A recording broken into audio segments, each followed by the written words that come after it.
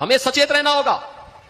याद रखना, नकारात्मक ताकतें हर कालखंड में आएंगी, लेकिन समाज की सज्जन शक्ति को मिलकर के इसका मुकाबला करने के लिए तैयार होना होगा।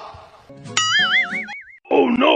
अगर मेरे साथ अभी पेट्रोल पंप पे चलो आप, तो शायद आज़ादी के बाद इतना महंगा डीजल पेट्रोल कभी नहीं बिका होगा। और लोगों ने आपदा में आविष्कार किया है कि सिलेंडर को चूल्हा बना लिया। ये भी शायद आज़ादी के बाद पहली बार हुआ होगा। और जिस रसोई गैस के सिलेंडर का इतना प्रचार किया गया, सुना है सरकार वो भरवा ही नहीं पा रही है। और अगर इथेनॉल न मिलाया जाए, डीजल पेट्रोल में इथेनॉल न मिलाया जाए, तो जाने कितनी कीमत होगी पेट्रोल की। और पेट्रोल आज भी अगर हम पंप पे चलें, तो अगर हम ईमानदारी से प्योर शुद्ध प्योरिटी का पेट्रोल अगर चाहेंगे तो 150 रुपए से ऊपर मिलेगा। मेरा बाप का कोल्हापुर में बहुत बड़ा जगह है। तुम्हारे पास फुदुक केला है, कला है।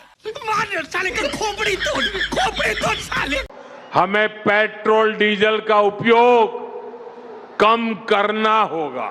Work from home, online conferences, virtual meetings, इनको हमें फिर से प्राथमिकता देनी है। धुरंधर बुलडोजर बाबा योगी जी के लिए दबा के शेयर करना है। सबसे बड़े धुरंधर बाबा। और यही स्थिति हम सबको उस लैंड जिहाद से जुड़े हुए लोगों को के प्रति भी रखना पड़ेगा। जो भगवान राम ने आखिर खर दूषण क्या कर रहे थे, मारीच और सुबाहु क्या कर रहे थे, वे भी सब यहां लैंड जिहाद के ही अभियान के साथ जुड़े हुए थे।